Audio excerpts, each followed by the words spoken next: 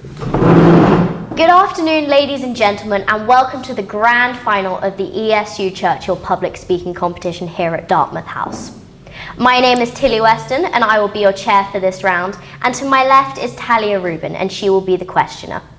Today we are fortunate enough to be hearing from Jamila, who is going to be talking on the topic of the private lives of public figures should be open to public scrutiny. And Jamila is from the Cambridge Academy School.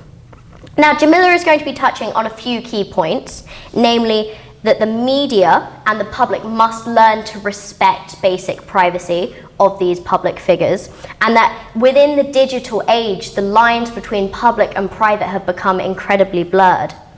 Now, Jamila, as a social media user herself, as I'm sure many of us in this room are, recognises the importance of what we should be putting on social media versus what we should keep private, which is why she has chosen this speech. So without further ado, I'm now going to hand over to Jamila to begin her speech. All the best of luck.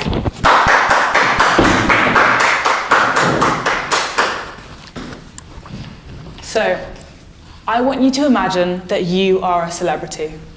What is your life like? Going to exciting parties and events, hanging out with other celebrities, on holiday in luxurious locations, hanging out with other celebrities at luxurious locations, at exquisite parties. I mean, it sounds amazing. But now I want you to imagine that you're being followed, stalked everywhere you go, and constantly being asked questions like, oh, what's that coffee? What's your favorite coffee place? Oh, I love your dress. Where did you get it from? What do you think about this issue? About this issue? About this issue? The questions go on and on and on. And one day you roll out of bed, let's be real, you're not looking your best, and you open your phone and you find that picture of you is on every single social media site imaginable. Suddenly, the prospect of fame doesn't seem as appealing as it once did. The reality is, in the age of social media, there is nowhere to hide. Now, some celebrities like Kim Kardashian have maximized upon this and have become successful as a result. However, others have suffered personal problems or mental health problems. And in the age of social media, it's so hard to know where do we draw this line. I will argue that at the heart of this, there is a conflict between the right to privacy and the freedom of the press, where the public what the public are interested in and what is actually in the public interest. And I mean, it's difficult to know, but what I think is key is that we respect basic privacy. Now, first, I would like to make a distinction between people who are actually seeking the public interest, and a key example of this are politicians. Now, politicians should know that because of the job they do, their lives will be heavily scrutinized by the public. Politicians are constantly called upon to tell the public what they think about family, extremism, terrorism, the environment. And when politicians personally use personal morality as a way to get elected, then they themselves have chosen to make their public lives an issue and not a private one instead. However, when a politician's private life has nothing to do with its policies, then there is no reason as to why it should be reported on. Take Emmanuel Macron. When he was running to become the French president, the media became absolutely fixated on the 24-year age gap between him and his much older wife. Now, coincidentally, this is the exact same age difference between Donald Trump and his wife, yet this is hardly remarked upon. I'll let you leave your own conclusions from that one. Now, the point is, this kind of press speculation about someone's marriage has absolutely nothing to do with how well Emmanuel Macron would perform as a French president. Now, the media may defend their actions, saying all they're doing is reporting on stuff that the public want to know about, and it is a bit of a chicken and egg situation. Are the public creating a demand for more and more information, and the press just responding to it? Are the press creating this demand for the public? And it's so hard to know. But what is clear is that both the public and the media themselves have a responsibility to create a culture where basic privacy is respected. And how we do that is by not clicking on clickbait and not reading that article about the latest celebrity scandal. Because this way, We send a message to the press that we're not interested in this kind of news. I understand it is especially difficult to do this in the digital age where we're on social media all the time. Stuff that was once private, that only we shared with our friends and families, is out there for everyone to see. And with celebrities, this is scrutinized. There have been so many news stories about reality stars who've developed mental health problems as a result of this intense media scrutinization. Take Jessie Nelson from Little Mix. She developed depression because the media became absolutely obsessed with her weight and appearance when she appeared on X Factor. Now, can someone please tell me what her weight and appearance has got to do with how well she can sing? And this is exactly the problem. The digital age has blurred the boundaries between the public life and the private life so far that we don't know where the public persona stops and the private person begins. So, in conclusion, the right to privacy, everyone has a right to privacy, but privacy itself has become a less definable concept in the age of social media. We must learn to distinguish what's between information and what is mere gossip. But what is so clear is not only do the media have a responsibility to respect basic privacy, but we ourselves have a responsibility too, so we're careful before we click on that next link.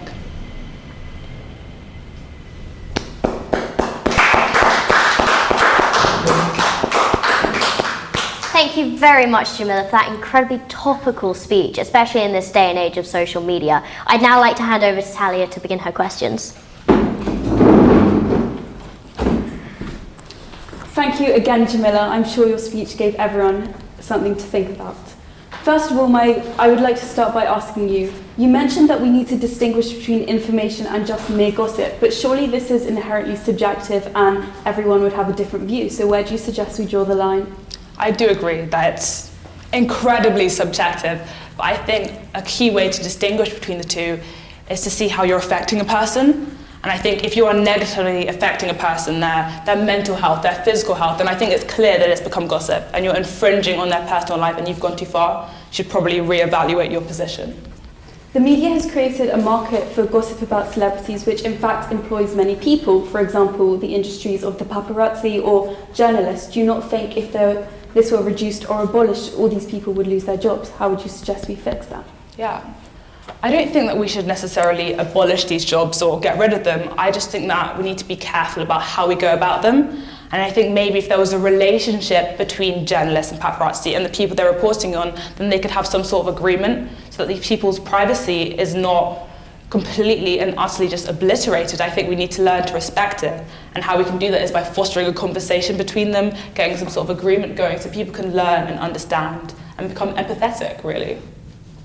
Going back to the idea of the media creating a market and reporting on information, do you not think that it's an infringement of the concept of freedom of the press if we decide to dictate to the media, you can't report on gossip, you can't report on private lives? Yeah, I do think, obviously, we don't want to censor anyone. We're not trying to promote censorship here, but I think we do need to be careful. And again, I do think that it comes down to empathy. You're not trying to respect anyone's freedom of speech, but at the same time, I do think you need to think how you are affecting someone else and how you are causing them, because if obviously they're in pain, they're in distress, then it's not the right way to go about it, and you should probably take a step back.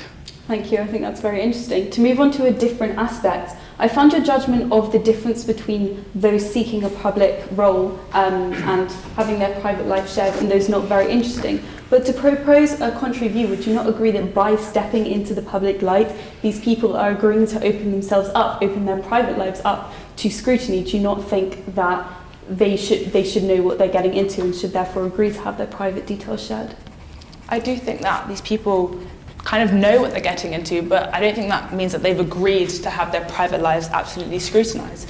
Because, for example, a lot of careers have intense involvement in social media, like musicians, actors, a lot of creative industries, and I think people go into these industries because they love it. But I don't think that means they've agreed to share their entire private life with the whole world. I don't think because someone loves to do something, we should say, I think I should know every single aspect of your life. I think we need to be careful about respecting people's privacy. To follow on from this, what's your opinion on the media reporting on the lives of children of celebrities, or to pick a more topical example, children of the royal family? I think that children is definitely a really tricky example, because at the core, children's relationship with the public comes down to their parents. Their parents are going to control how much we see and how much we don't. But I think the royal family is a good example of this, because although we do see quite a lot of them in their lives, I think they've got a balance, so you're not seeing too much so it doesn't develop or doesn't halt the development of the child or harm them in any way, which I think is the key thing that you've got to keep sure of. As long as the child is fine, then I think then it's acceptable.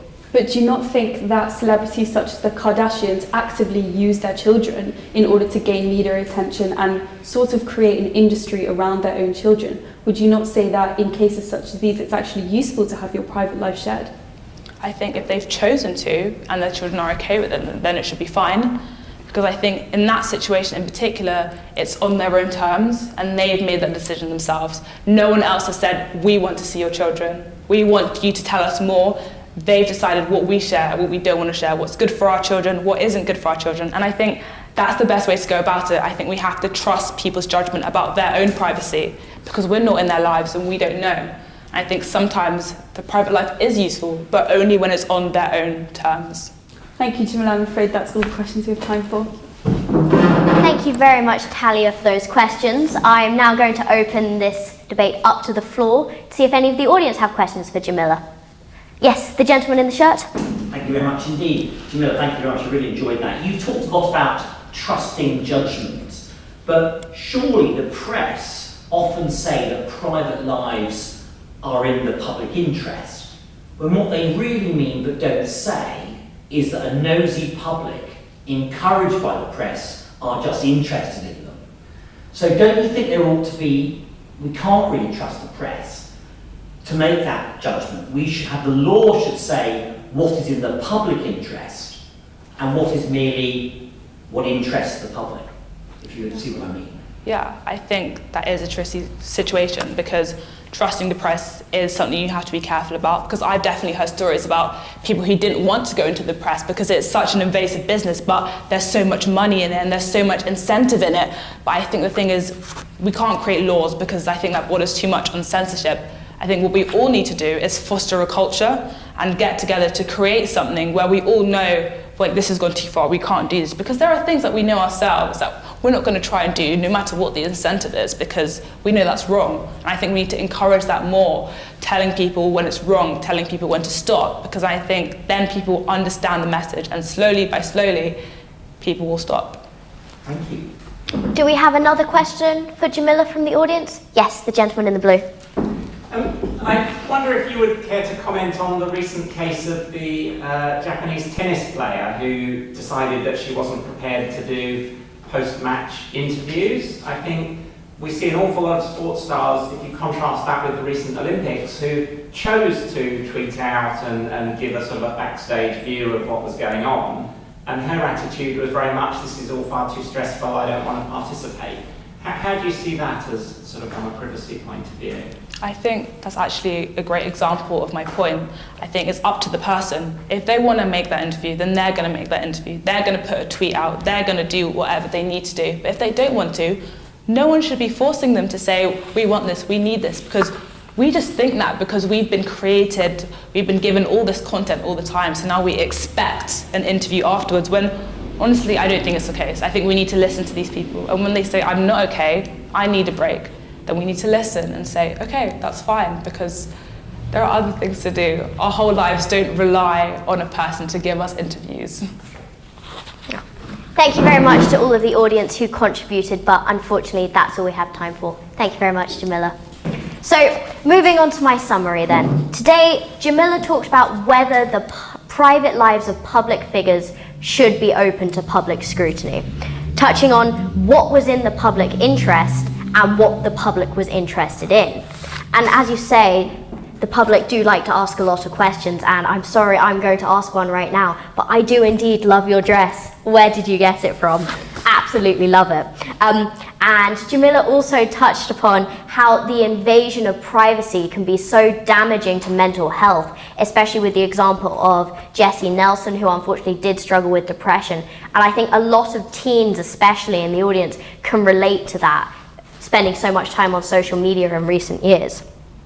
Now, another important point that Jamila mentioned was the distinction between what's information and what can be classed as gossip, and how that is intrinsically conflicted due to the right to privacy and the freedom of the press.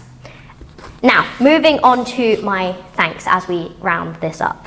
Firstly, to Jamila, because without you, this would not be around and we would all just be sitting here looking very bored. Secondly, to Talia, your incredibly inquisitive questions, especially the one about how using children as props and the morality of that on social media.